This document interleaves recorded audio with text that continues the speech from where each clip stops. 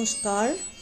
ঠাকুর মা ও স্বামীজির চরণে আভূমি লুণ্ঠিত প্রণাম নিবেদন করে আজকে আমরা কথামৃত পাঠ শুনব ঈশ্বর লাভের লক্ষণ, সপ্তভূমি ও ব্রহ্মজ্ঞান। এবারে ঠাকুর বলছেন, বেদে ব্রহ্মজ্ঞানীর নানা রকম অবস্থা বর্ণনা আছে। জ্ঞান পথ যেমন বড় কঠিন পথ, বিষয় বুদ্ধি যেমন কামিনী কাঞ্চনে আসক্তির লেশমাত্র থাকলে জ্ঞান হয় না, এই পথ কলি যুগের পক্ষে নয়।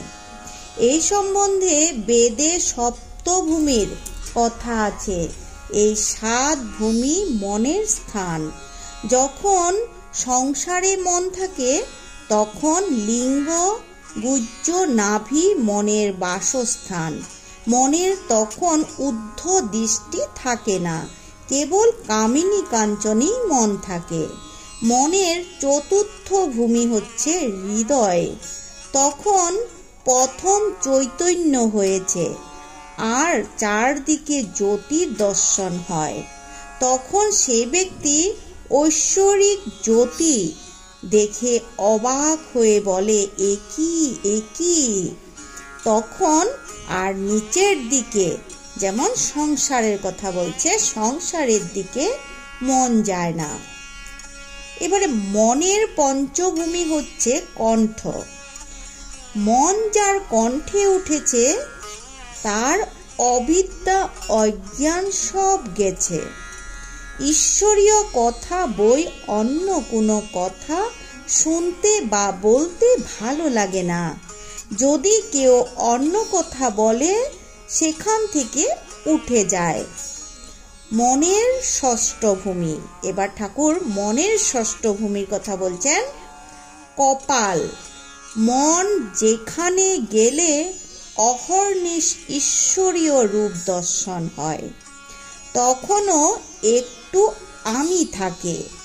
সেই ব্যক্তি সেই নিরূপম রূপ দর্শন করে, উন্মত্ত হয়ে সেই রূপকে স্পর্শ আর আলিঙ্গন করতে যায়, কিন্তু পারে না। যেমন লণ্ঠনের ভিতর আলো আছে, মনে হয় এই আলো ছুলাম, কিন্তু কাছ ব্যবধান আছে বলে ছুতে পারা যায় না। এবারে ঠাকুর বলছেন শিরুদেশ, বলছেন সপ্তম ভূমি, যেখানে মন গেলে সমাধি হয় ও ব্রহ্মজ্ঞানীর ব্রহ্মের প্রত্যক্ষ দর্শন হয়, কিন্তু সে অবস্থায় শরীর অধিক দিন থাকে না, সর্বদাই বেহুশ, কিছু খেতে পারে না, মুখে দুধ দিলে গড়িয়ে যায়। এই ভূমিতে 100 দিনে মৃত্যু। এই ব্রহ্মজ্ঞানীর অবস্থা। তোমাদের ভক্তিপথ খুব ভালো আর সহজ। ঠাকুর এই কথাগুলো বললেন। এবারে সমাধি হলে কর্মত্যাগ পূর্ব কথা। ঠাকুরের তর্পণাদি কর্মত্যাগ। আমায় একজন বলেছিল, মহাশয় আমাকে সমাধিটা শিখিয়ে দিতে পারেন? সকলের হাস্য।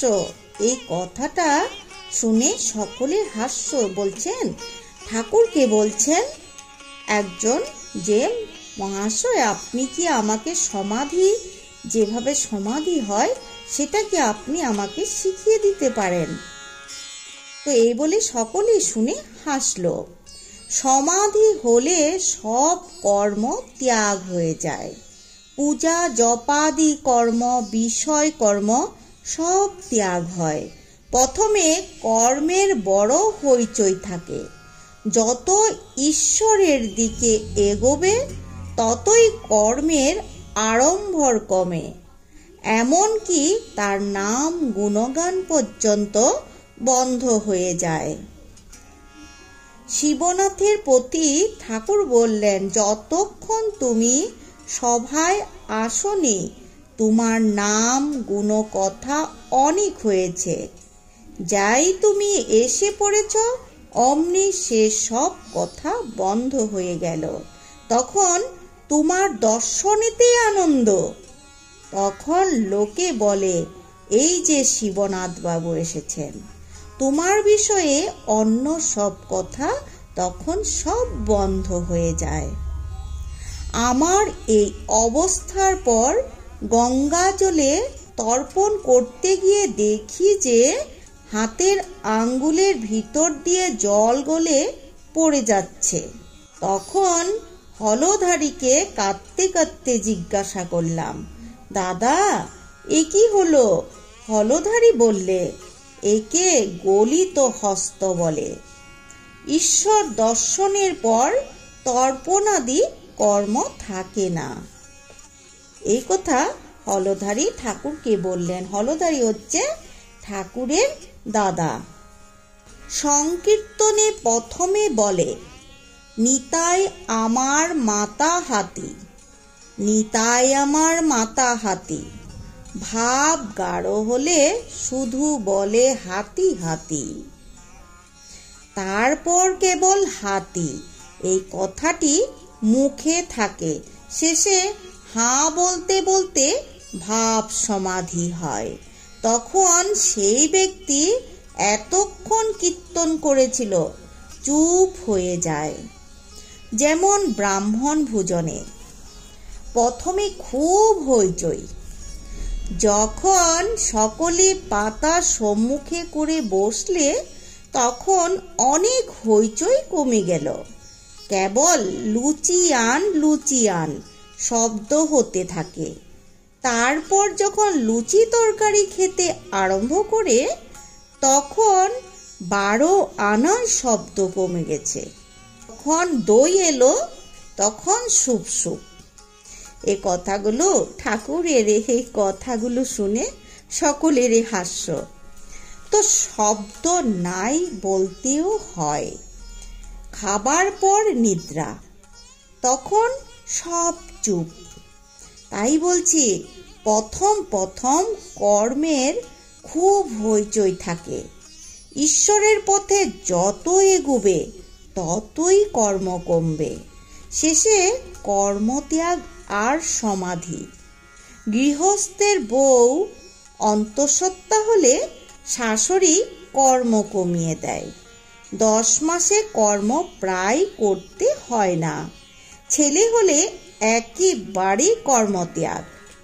মা ছেলেটি নিয়ে কেবল নাড়াচাড়া করে। ঘর কোনার কাজ শাশুড়ি ননদ যা এরা সবই করে। এবারে অবতার আদির শরীর সমাধির পর লোক শিক্ষার জন্য। সমাধিস্থ হওয়ার পর প্রায় শরীর থাকে না।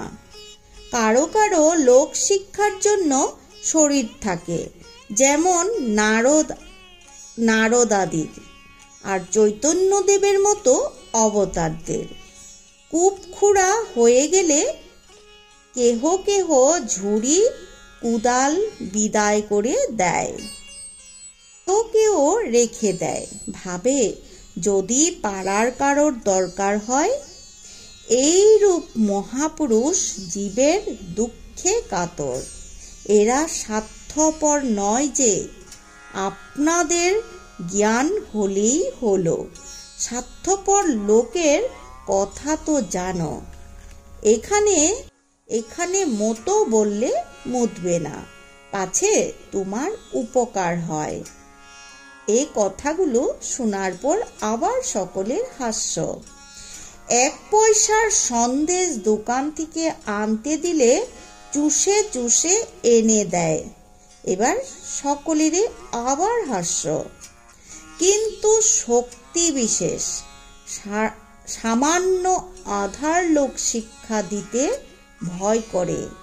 হাওয়াতে কাঠ নিজে একরকম করে ভেসে যায়, কিন্তু একটা পাখি এসে বসলে ডুবে যায়। কিন্তু নারদ আদি বাহাদুরি কাঠ।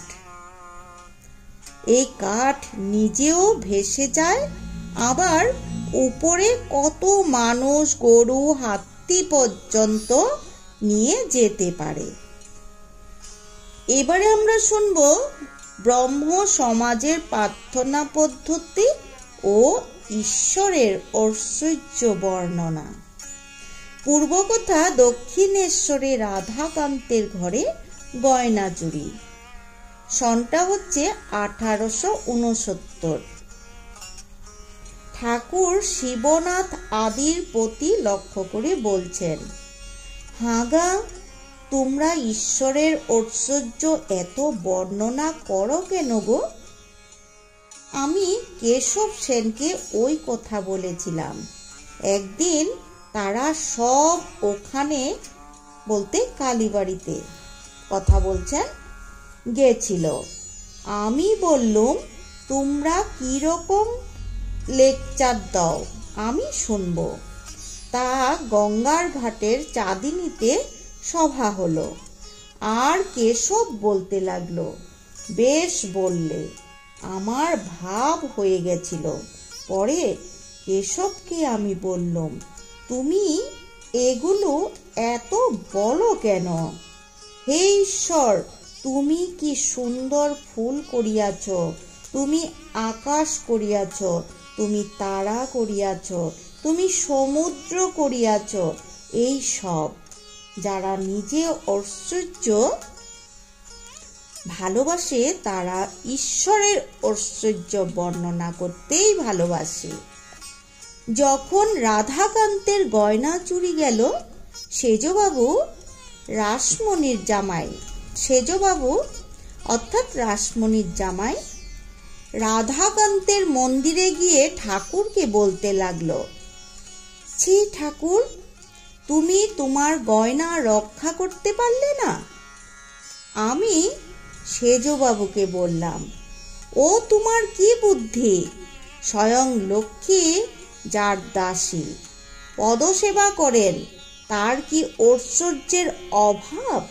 এই গয়না তোমার পক্ষে ভারী একটা জিনিস, কিন্তু ঈশ্বরের পক্ষে কতকগুলো মাটির ডালা। ছি, অমন হীন বুদ্ধির কথা বলতে নাই। কি ঐশ্বর্য তুমি তাকে দিতে পারো? তাই বলি, যাকে নিয়ে আনন্দ হয় তাকেই লোকে চায়। তার বাড়ি কোথায়, কখানা বাড়ি, কয়টা বাগান, কত ধন জন, দাসী দাসী, এই খবর কাজ কি? নরেন্দ্রকে যখন দেখি তখন আমি সব ভুলে যাই। তার কোথায় বাড়ি, তার বাবাকে, তার কটি ভাই, এইসব কথা একদিন ভুলেও জিজ্ঞাসা করি নাই। ঈশ্বরের মাধুর্য রসে ডুবে যাও। তার অনন্ত সৃষ্টি, অনন্ত ঐশ্বর্য, অত খবরে আমাদের কাজ কি? এই কথাগুলো সেজবাবুকে বলিয়া আবার ঠাকুর গান ধরিলেন। সেই গন্ধর্ব নিদ্রিত কণ্ঠে সেই মধুরিমাপূর্ণ গান ঠাকুর ধরিলেন। ডুব ডুব ডুব রূপ সাগরে আমার মন, তলাতল পাতাল খুঁজলে পাবি রে প্রেম রত্নধন।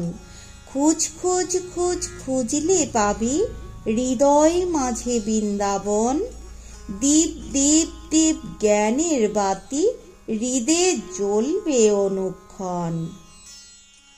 ড্যাং ড্যাং ড্যাং ডাঙায় ডিঙে চালায় আবার সে কুঞ্জন। কুবীর বলে শোন শোন শোন, ভাবো গুরুর শ্রীচরণ। তবে এই গানটা গাইয়ে ঠাকুর আবার বলছেন, তবে ঈশ্বরের পর ভক্তের স্বাদ হয় তার লীলা কি দেখি। রামচন্দ্র রাবণ বধের পর রাক্ষসপুরী প্রবেশ করলেন। বুড়ি নিকষা দৌড়ে পালাতে লাগলো। লক্ষণ বললেন। এবারে ঠাকুর শিবনাথের প্রতি লক্ষ্য করে বললেন, তোমাকে দেখতে ইচ্ছা করে। শুদ্ধাত্মাদের না দেখলে কি নিয়ে থাকবো? শুদ্ধাত্মাদের পূর্বজন্মের বন্ধু বলে বোধ হয়। তখন একজন ব্রাহ্ম ভক্ত ঠাকুরকে জিজ্ঞাসা করলেন, মহাশয়, আপনি জন্মান্তর মানেন? তো আজকের মতো আমরা এই পর্যন্তই কথামৃত শ্রবণ করলাম। পরবর্তীতে আমরা আবার শ্রবণ করব কথা অমৃত। এই কথা, ঠাকুরের এই অমৃতময় কথা আমরা যতই শ্রবণ করি না কেন আমাদের শেষ হবে না। এই অমৃত, যেখানে যে অমৃতের মতো কথা আমরা পান করছি, আমরা শ্রবণ করছি। তো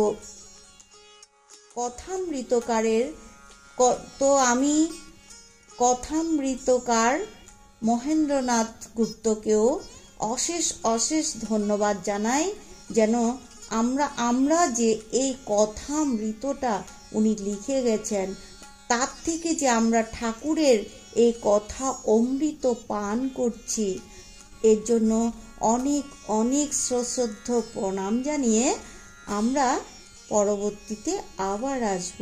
সকলেই ভালো থাকবেন, সুস্থ থাকবেন, এই স্মরণ মনন করে ঠাকুরের কাছে আজকের মতো এই পর্যন্ত। জয় শ্রী শ্রী রামকৃষ্ণ দেবের জয়, জয় শ্রী কথামৃতের জয়।